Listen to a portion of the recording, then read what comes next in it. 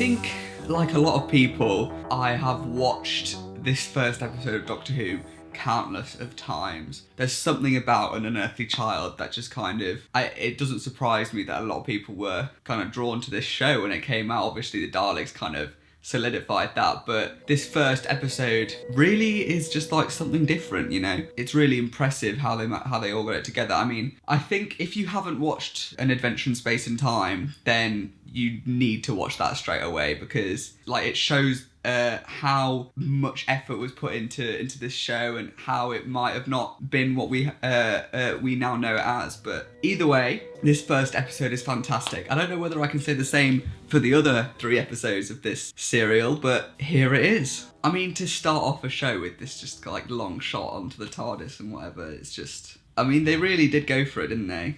And there it is in all its glory, the little old police box in a junkyard, An Unearthly Child. I love this episode so much. Coal Hill School. And here we are, the first main cast member to be introduced, Barbara and Ian. Wow. I mean, it is something, isn't it, to see all this happening in front of you. And for the last episode that I've watched anyway, to have been The Power of the Doctor, William Russell returning in that, it's just... The girl, Susan Foreman. Susan Foreman? Susan Foreman? How old is she, Barbara? 15. 15. Susan's really just 15, I suppose, I guess. I think even this first scene with Ian and Barbara, it shows so well that their relationship together. There's Susan. I'll have to say, Susan does kind of infuriate me a little bit. Every time she says grandfather, I just kind of, lose a few kind of years off my life, probably. It is kind of annoying, but... Be careful, Susan. There'll probably be fog again tonight. Be careful, Susan. There'll probably be fog again tonight. Yes, but I think you'll find there's a very simple explanation to all this. Well, I don't know how you... I think maybe the first episode is kind of like a rare instance where it's actually paced really well. You know, things happen in the right order and they happen at the speed at which you want. Look, they even got a cool little flashback. Stuff like this doesn't happen a lot in classic Doctor Who. They were really kind of going like above and beyond what they had to do. Like, it was not necessary to do a lot of this stuff, but they went for it. Verity Lambert and Boris Hussein and all these people working together to make this first episode literally a masterpiece in my eyes. I think it's just like, you look at maybe Rose, and it's not necessarily such an enticing episode. Like, it's actually quite a mediocre episode. Like, I enjoy a lot of the stuff in it, but like, you've got like Plastic Mickey and whatever. But this, I mean, it's enjoyable, and it's got these flashbacks, and it's got all this cool stuff going for it, and then it's got this mysterious kind of old space grandpa, and it's really interesting. Then what do you need E for? What do you make the 5th dimension? Space.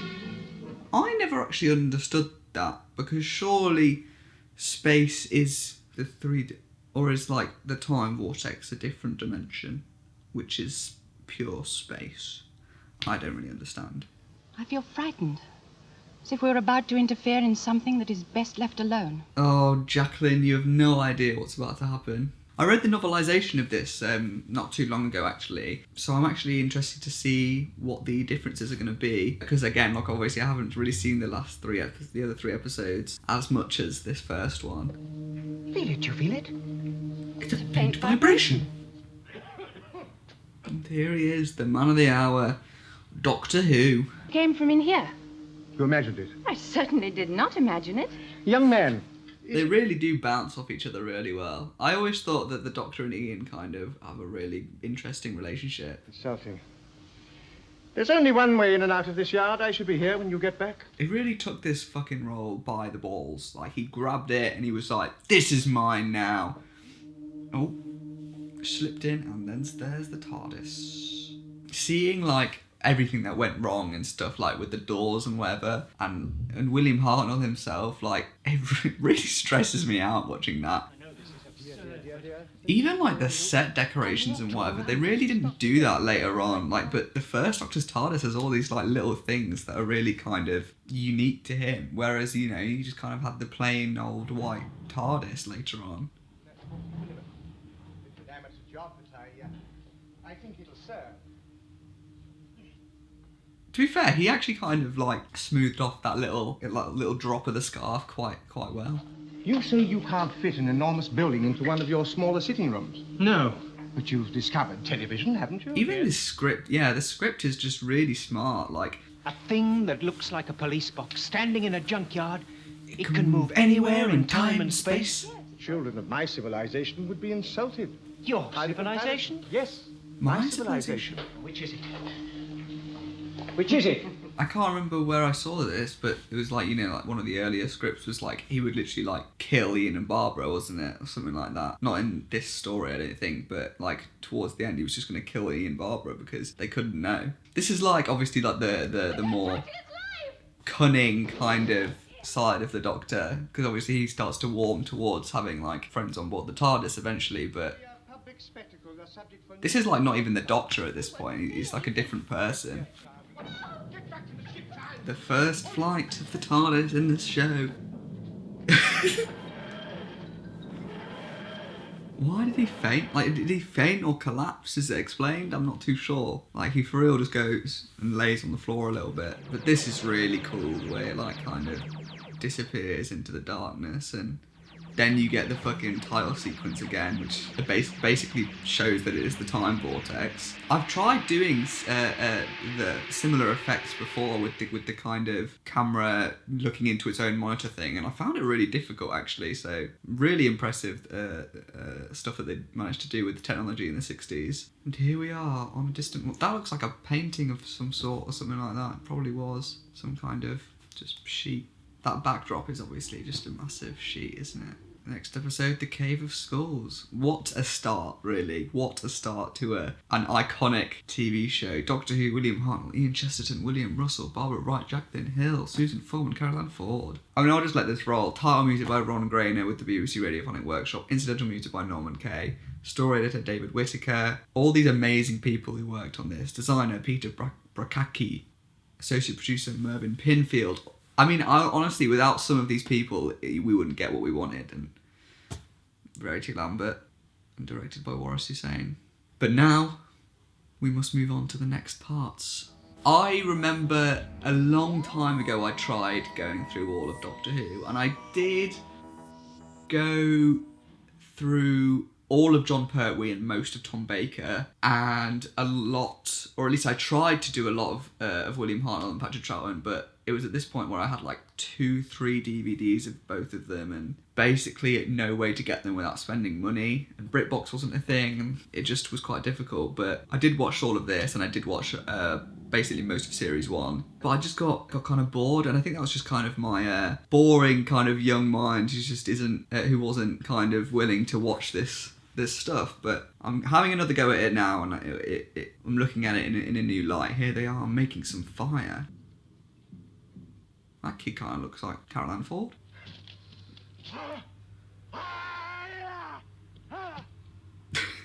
Despite what just happened there, this is like a really kind of interesting character piece of the story, actually. Oh yeah, that looks... That's the immediate view. Sorry, David. You've got the radiation counter there. What's it reading? It's reading normal, Grandfather. How accurate was William Hartnell with the kind of controls? Because I know in An Adventure in Space and Time, he was quite, not anal, but quite specific as to using the right controls, because the kids would notice, and to be fair, like, everyone would notice something like that. But how accurate was he? Do we know that?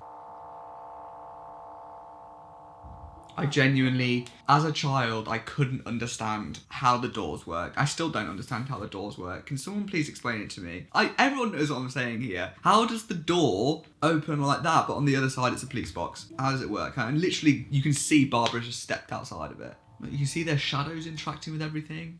How does it work? How does that work?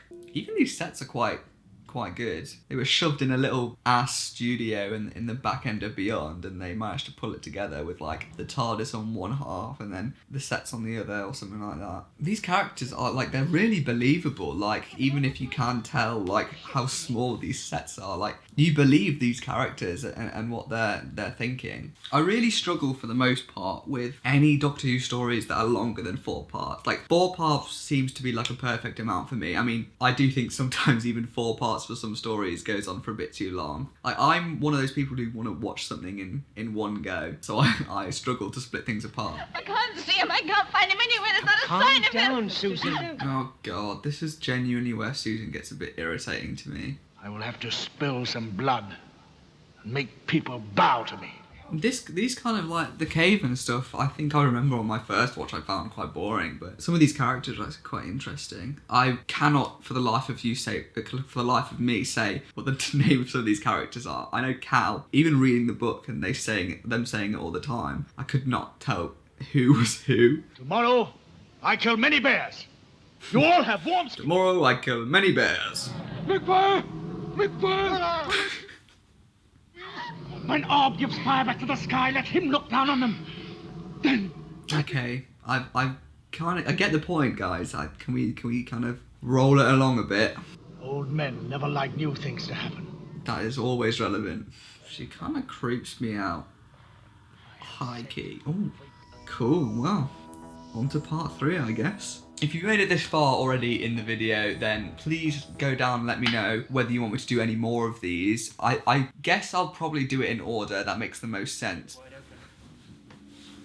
Oh, they used a different like shot in the kind of recount. What's the word? The kind of, you know, where the last part of the previous episode is at the start of the next episode. I can't remember what that's called, but what have they tied them in? That like just like rope? What have they tied them in? Like some kind of fur or something? Like, it's 100,000 BC. What could they have?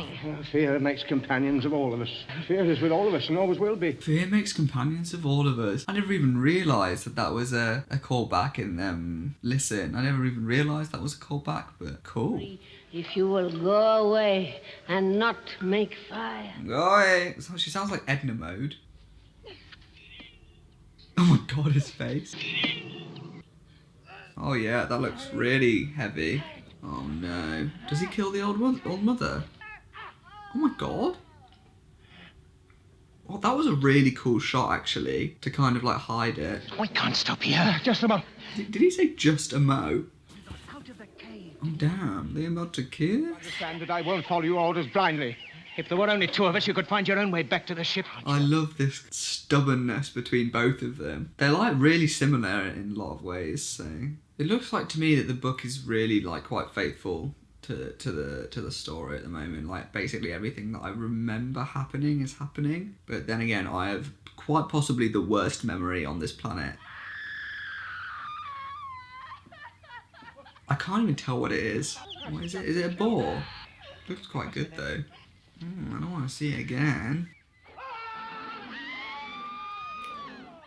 Obviously you get a kind of a difficult decision to make with a lot of these low budget stuff. Like, do you show the monster or do you stick to the actors and the POV shots and stuff like that? A lot of the time, you know, you got it with like the Mara, the Exhibit A. It just doesn't look good at all. So I guess they went with one thing and it works okay, to be fair. I mean, that does kind of just look like they've rubbed like paint on him, but in black and white, I guess it works. You treat everybody and everything as something less important than yourself. You're trying to say that everything you do is reasonable. Damn. I do love like the moral dilemmas that happen with the Doctor. It's obviously more prominent in these earlier serials with William Hartnell, but it's really interesting. Like, he's obviously like, you can tell that he really like believes in a certain way of life, and that is, he is quite stubborn at this stage of his life. So that's what makes it really even cool to see when he comes around eventually. Is that the old mother? Oh, she has not died. I thought she did. I don't know whether she did in the book or not. Oh no, I think she dies here, doesn't she? Damn, this kind of... I'm not sure what exactly I was looking at, but it really did look good. Like, the scratches on his chest looked really impressive. Better on me. Damn. I was going to get him to draw our way back to the TARDIS. Sure, the Doctor was for real about to murder some man. This show could have really gone in a different direction. Ask the old woman. She will tell what is done. So she's not dead. God, I'm not following whether she's dead or not. I keep thinking she's dying. No, she's dead, right? Now she's dead? Or she just closed her eyes? She's alive? Her eyes were open and then she closed them. Usually that requires, you know, someone to be alive. Did he kill her? Oh, I can't even remember. I think he did, didn't he? This guy, not as convincing as the others. God, some of these like extras and whatever are really not giving it their all. Slay. Oh, not very slay, actually. I am. Ooh. How did they get there so quickly? Oh, that's it. That's the next episode. Not too bad, that one. Oh, okay. I can do that as well. Yes, okay. Episode 3 done. Also, this is all like a bit of a wonk. I don't really know like how they did stuff like that in the 60s. Next episode. I've got some pot noodle. Okay, the final episode, the Firemaker. Oh my god, David. Stay away, girl. I said this knife has no blood on it. It is a bad knife. A bad knife. What? You killed the old woman. Yes! God, he's thriving, isn't he? He's like, finally I can be the smartest man in the room. He killed the old woman. Did you just throw a stone at him? Okay, Ian, calm down. When do Barbara and Ian get to change? Like their clothes, I mean. I don't know. I'm not too familiar with the order of season 1. I know they get to change in the Reign of Terror, but that's about it. Does the TARDIS have like a clothes fabricator or something? Kill him! Classic Doctor Who sting right there. The old woman is still there. Like just dead on the floor or something. It's interesting how the TARDIS translation circuits work. Obviously, like, they don't really have a language in 100,000 BC, I suppose. So how do they even translate for each other? But They must die. You are the leader of your tribe? No. He is our leader. look at Ian. Such an honourable man. He is the least important because we can all make fire. Slay. Whoa. Damn. Well, this is cool. It's like a cool kind of flashy set piece with like the fire kind of lighting it, I suppose. I like the kind of messy music kind of that's going on. Oh no. I genuinely don't know which one's which. I couldn't tell you. I have no idea who's winning and who's not. I don't know who's who. Yeah, go Caveman number 1 or Caveman number 2. Susan's face there. Oh, uh-oh. Big boulder. That didn't make a noise. Did he not do it? Oh no, I think he did. He just didn't make a noise. That's the good guy, right?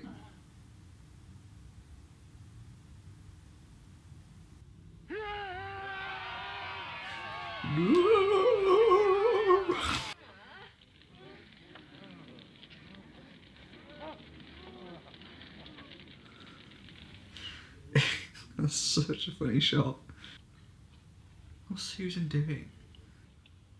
Oh, yeah. Oh, does she like scare them? That is quite terrifying, to be fair. Bro, Susan.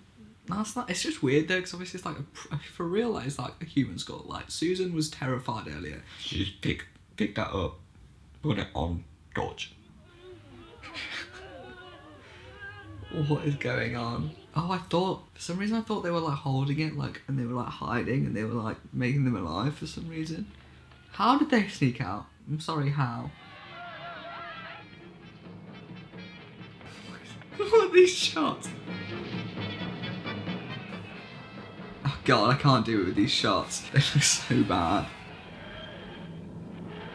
Oh, the sound of the TARDIS. It's so cool. It's so cool seeing like what still works today, you know? Are there any stories that like follow like them again? Like the caveman, I mean. Like, are there any like short stories? There must be like a comic or something like that. You see, this isn't operating properly. Well, Clara told you to pick a different one, and now Ian and Barbara are going to pay for it. Oh, I don't even recognise that shot. Is that like a miniature or It something? could be anywhere. It could be anywhere. It really could be. I really do like these like end bits sometimes, which lead to like they basically start the next story. It's pretty cool. Next episode, the Dead Planet, start of the Daleks. I'll still stand by the fact that the first episode of An Unearthly Child is my favourite because it's so different. But then the second, third and fourth are all quite similar, but they all have their kind of like positives and negatives. I mean, the fourth episode is obviously like the climax. I think the third episode is probably the weakest of them all, but still like a really good story. The pacing's pretty good for the most part. And what a story to start off Doctor Who, if anything. But yeah, let me know what you think of An Unearthly Child, and follow me on Twitter, and I guess I'll see you next time.